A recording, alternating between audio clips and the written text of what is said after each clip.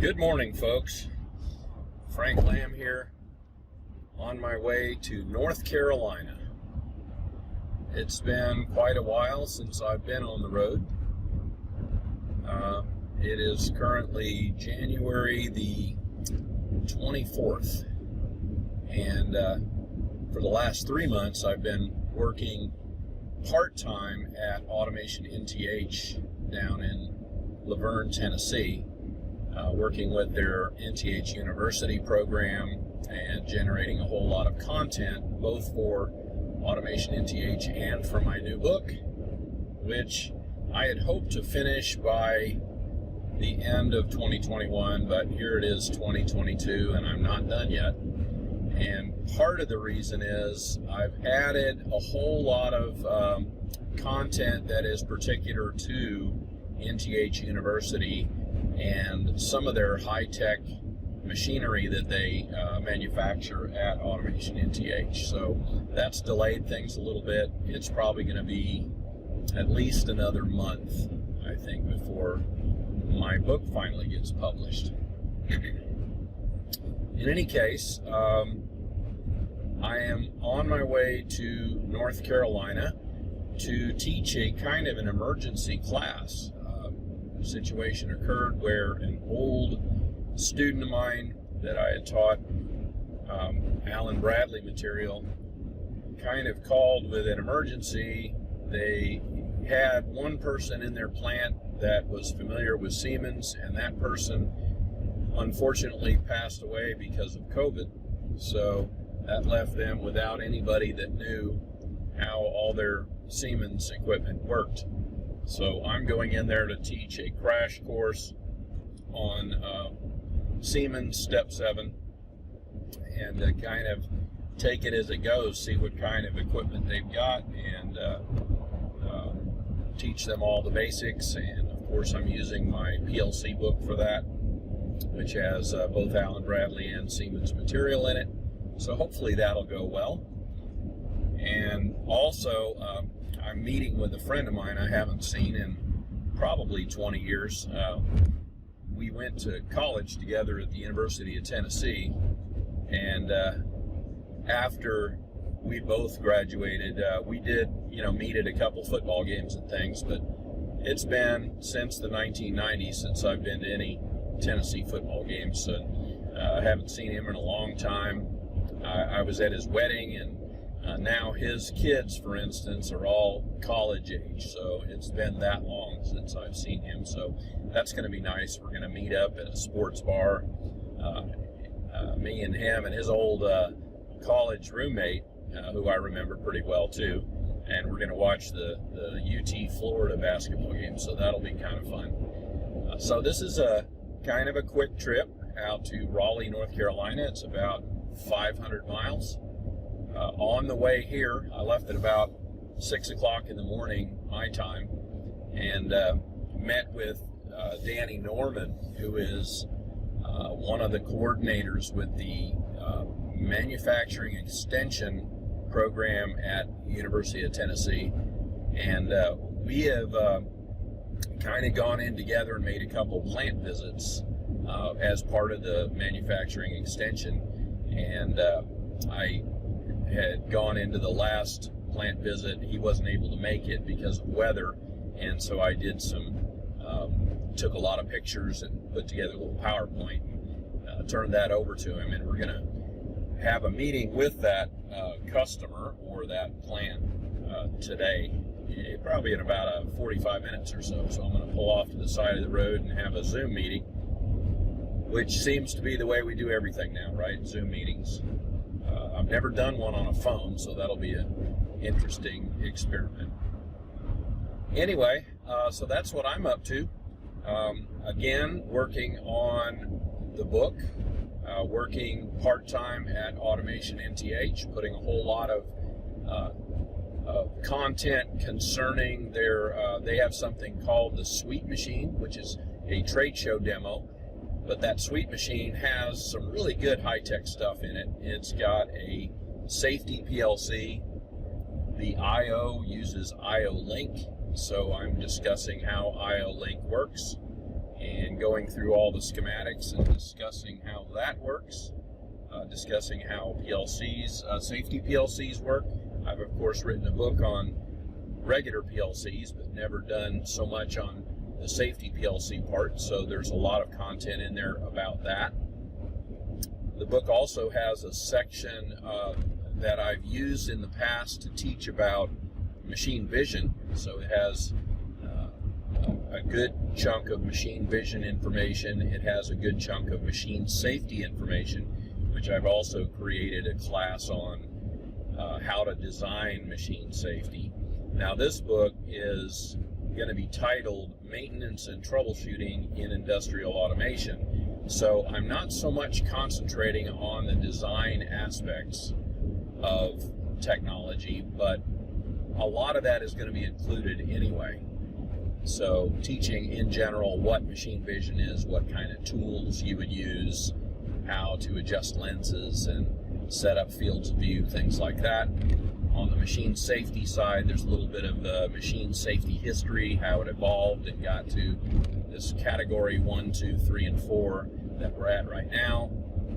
So that's all in there. There is a pretty good overview of different industries. I put some things on everything from material handling to utilities and process control. Got some nice pictures in there from American Beverage Depot also, where I do a lot of work. So the book is going to have a lot of good content in it, even basic electricity, pneumatics, and hydraulics. I put all that in there also. This weekend, I'm going to be doing my next Mastering the Machine video, which I do every 2 weeks as part of the Automation Academy.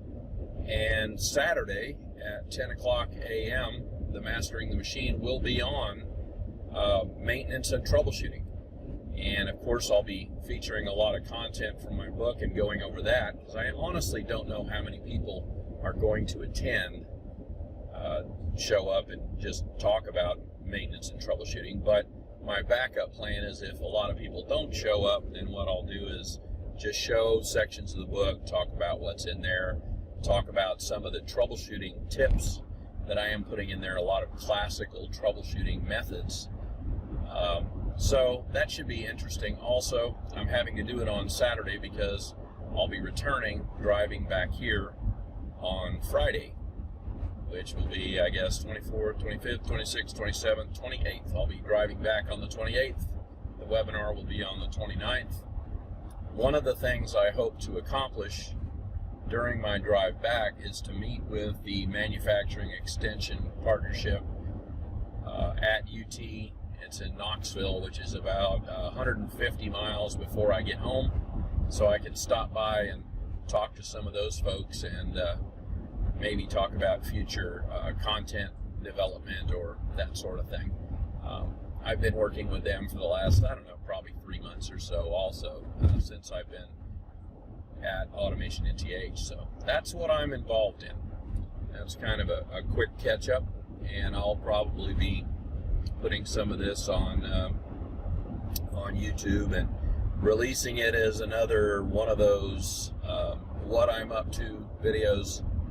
But always like to engage with people and talk about what I'm up to and ask them what they're up to. Of course, this is a one-way conversation, so I can't ask you what you're doing, but leave any comments, you know, if you see this, and we'll talk to you later. Thanks a lot. Hello, folks. It is Friday, the 28th of January, and I am returning from my trip to the Raleigh, North Carolina area, where I spent 3 days basically training and working on a very specific machines application. It is a Siemens-based machine. So, as I mentioned in my last video, I was called by someone who they had a Siemens person in their plant that knew quite a bit, and that person actually died of COVID. And so, as an emergency, they had to get some Siemens training and do some analysis on a machine, find out some of the details of how it worked, and be able to go online with it and either troubleshoot it or change logic. So this was, the person who called me was a person who had been in a previous class of mine years ago, and I thought it was an Allen Bradley class, but it turned out it was originally a Siemens class, but he hadn't used it for quite a while, and so he needed a good refresher. And the company is a pharmaceutical company. It's GlaxoSmithKline, which is an England-based company, Great Britain. So the machine itself was built in Great Britain, and it had some modifications done to it, and kind of an in-feed, things like that. So we spent 3 days going over, Siemens software and that sort of thing, and also examining that machine in pretty good detail. It was a really interesting experience. I've worked in pharmaceutical plants before, but not specifically this type. This particular machine, fortunately, was not a validated machine. It mostly did kind of palletizing and packaging. And it was really a pretty well-built machine. I don't really like the way the program was written, and I kind of explained to them why. But it is what it is. That's a lot of times what you get when you find these, these machines. You have to deal with the program that is there. You don't have the luxury of rewriting it or rearranging it. So we had to kind of deal with what's there.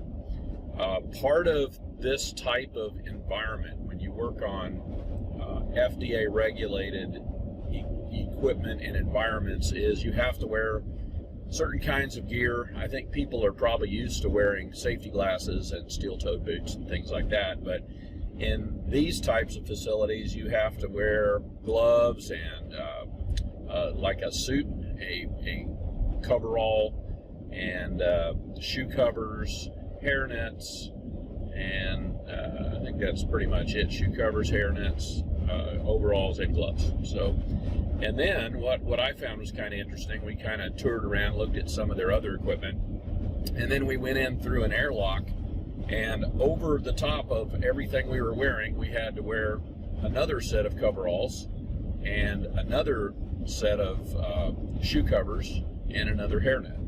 And the reason is that inside of this room, this is an aerosol that is manufactured, and they want to actually protect the environment from getting on your other coveralls. So they bring you in through the airlock with the second set of coveralls, and then you do your thing in that room, and then when you leave, you remove the second set of coveralls, and that way you don't track the aerosol or get any of the stuff from inside into that outside environment. So that was kind of interesting. I had not done that before. I had worn the coveralls and gloves and all that, but not had to put the second set on, and that's because it's an environment within an environment, right? It's a pressurized room and that sort of thing. Anyway, this particular machine, what it did, I thought that was interesting too, is they take the aerosols and they need to make sure they don't leak. So they run them through a leak detection, and then they palletize them all back again, and they put them in storage for a week, and then they bring them back, depalletize them, run them into the machine, test them again for leaks, then put them back on pallets, store them for 2 weeks, put them back in storage, depalletize them again, run them through, and as long as they don't leak, that's where you would bring them to a packaging machine. And so it's a very interesting application. That's a lot of time put into these little aerosol inhaler cans. But this particular machine, had a lot of little mechanical devices on it, pneumatics, things like that. So we spent a lot of time going over the schematics and the program and determining what everything did. What would happen is several times a day they would get a mismatch of counts from a little escapement that sent the cans into the machine, and the little photo eye that would count the cans. And we think that what was going on is that parts were sticking to part of the escapement, and so you'd end up with an improper count. And it seems like they've kind of proved that before. But one of the things we talked about is, can we write more code to trap this and determine for sure, is there a can stuck back here? And I think we came to the consensus, there's already code in there that does that, So really the best way to do it is use a camera of some kind and film the entry part where this escapement was, and just catch the thing in action and determine whether something's sticking, because by the time the fault happens, the can is kind of part of a larger group. You really need to be able to count these things accurately. And one of the interesting discoveries I made, I had just bought a few little inexpensive cameras that have SD-RAM cards in them and things, and I use them at home. And I attached to one of them at home, and I set it up on the counter, and I kind of showed my wife, hey, look, I zoom in on you and see you and everything. And I went to show the guy in the plant this camera, and lo and behold, I could see my house from 500 miles away.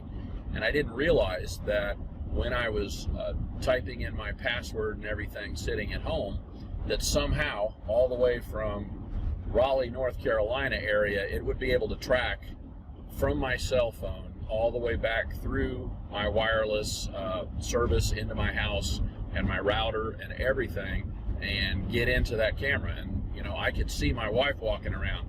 And then the next day we tried the speaker, and I actually talked, and I said, hey, how you doing? And she kind of, hey, who is that? And she responded back, and sure as heck you can communicate two ways with this little $40 Amazon pan tilt zoom camera. And I kind of suggested, well, I mentioned that Automation NTH, the company I work with a lot, they put permanent power over Ethernet cameras inside of all of their machines to film every single cycle of every machine, right? And the reason for this is, in the pharmaceutical or medical device industry, you really do need to validate a lot of your stuff, make sure that everything's operating correctly.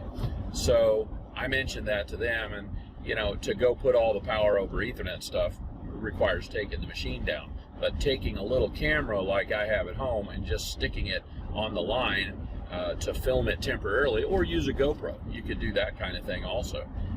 And either feed it to the cloud, store it there, or just save the film onto a SD-RAM card or something. Either way, you would have images of that particular section of the machine operating. So that's a useful thing to do. But in any case, I finished that 3 days. It was a very good 3 days. I also met up with a couple friends of mine from college. I think I mentioned that in the last video that I was going to do that. And we went to a sports bar in Raleigh at night and watched the Tennessee Ball versus Florida Gator basketball game. That was fun. It was exciting. And it was nice seeing the guys after 20 years. That was really cool too. Then, of course, I packed all my stuff up and left last night and drove back. And this time I took a different route back to Tennessee. And so I'm currently on I-81 headed down from Johnson City, and that's because I went through the mountains on the northern parts of North Carolina, kind of to avoid Asheville, and I drove through Boone, which for those of you who are U.S. folks, Appalachian State is there, and the mountains are beautiful up there. It was very nice. There was a lot of snow up in the hills and things. Fortunately, none on the road, but drove through that this morning, and then through Johnson City and down into I-81. So that's where I'm at right now, and I'm on my way through Knoxville, Tennessee. And I think I also mentioned in the last video, it's been 4 days since that last video, and I haven't posted it yet. I'm going to combine these two on YouTube. But I think I mentioned then that I do work with the University of Tennessee Manufacturing Extension Program, and I'm meeting with them for lunch today. So I'm going to meet them at about 11:30, and we're going to talk about a little more about what they do. And I mentioned that I'd taken these plant visits. We're going to consolidate what kind of my position is in all this, because they've used me for some plant visits and evaluations, and so I'm going to get a little more solid on that. During the trip up here last Monday, I had to drop off a USB stick with some files and PowerPoints and pictures on it to Danny, the guy that I interface with from the extension program at UT, and this time I'm going down there to meet and have lunch with 2 or 3 people from their organization. So I may update this video after that, kind of talk about how that went. But that's just a little what's going on with me for the last week. You know, this was a 1-week trip, and then next week I'll be right back at Automation NTH trying to finish my books up. They did get the NTH University logo done, so those will be on the cover of my next book, and I'm going to republish my last PLC book and put the NTH University logo on that. And I think I'm also going to be re-releasing, I had another small book. I don't really push it very hard. It's called PLC Hardware and Programming Multi-Platform, and it was very non-brand specific, but turns out Dexcom uses that book for their training, and they needed a bunch of them, and they were going to have to buy them from Author House, the publisher that I unwisely used in 2016. And so I'm thinking of republishing that book also with the NTH University logo on it, and making it a kind of a thing that, yeah, people can buy it online, but also just Dexcom can get it less expensively and more easily, since they would print it at Ingram, which is there in Nashville. But that's a little update, and after I get done with my lunch meeting, I'll probably put a little more on this and talk to you later. Bye. Hello, I'm back again after my lunch with the University of Tennessee Manufacturing Extension Partnership folks. It was a lot of fun. They kind of gave me a tour of their facility there near the University of Tennessee, and we got to talk about all things automation and some of the local factories and taking tours and things like that. I kind of realized during the conversation with one of the guys there that one of the things that would be probably pretty good to create is a overall, I guess, view of what it takes to design automation equipment. I mentioned that I'm writing my book on troubleshooting and maintenance and that sort of thing, and I was asked whether that material would be appropriate, you know, for training people about methods of getting automation done in your plant, you know, on your own, without going out and hiring the professionals to do it, which you know, is a thing that people do. Sometimes people have a small machine shop or something, or welding capability in their plant, and they want to automate things themselves, and there are ways of doing that. Of course, one of the things that I kind of mentioned is that to do that, you know, you need somebody to do the mechanical design. You need somebody to do the controls part of it. Usually the mechanical design person doesn't know the controls.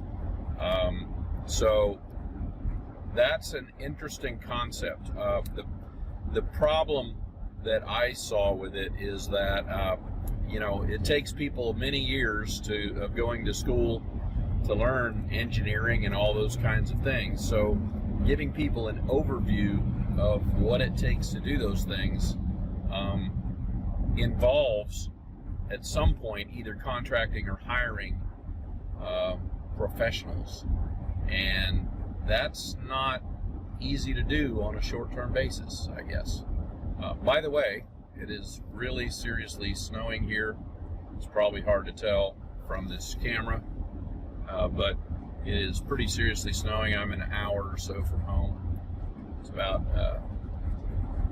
4 o'clock, 3:30, 4 o'clock in the afternoon, and suddenly I was hit with a snowstorm up here on the plateau in Tennessee. So that's quite the adventure. But anyway, it brought up the thought of how can I help the manufacturing extension partnership with educating customers on what it would take to build machines in-house or get things done when you have some of the capability in-house.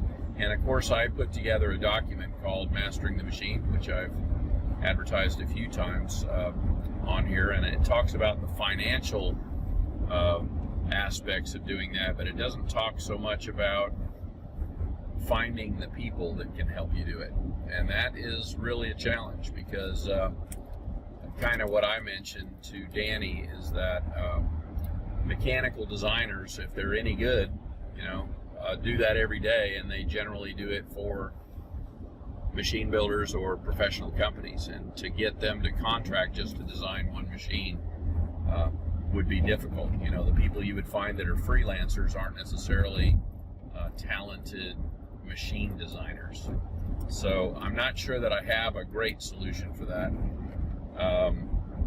I think it would be hard to find a machine building type company that would do that would loan their mechanical designers out. You know, of course, they want the whole job generally. So I know of some machine designers, for instance, that contract out most of their controls work, but they're in the business of fabricating things. So finding, you know, loaning out their mechanical designers just to do the design part would be difficult. And at the same time, I think it's hard to find independent mechanical designers as much as it is finding independent controls people, which is fairly easy, right? There's a lot of talented freelance controls people, and part of the reason is you can just go in and do 2 weeks worth of work or 3 months worth of work or whatever, and you're not investing a lot of I guess long-term time and coming back and having to fix things. You generally leave those projects when you get done with the programming and it works correctly, whereas mechanical design, I think there would be a lot of callbacks. Hey, the machine doesn't quite work right, can you redesign this part? You know, that could be very difficult. So that's something anyway that's worth thinking about.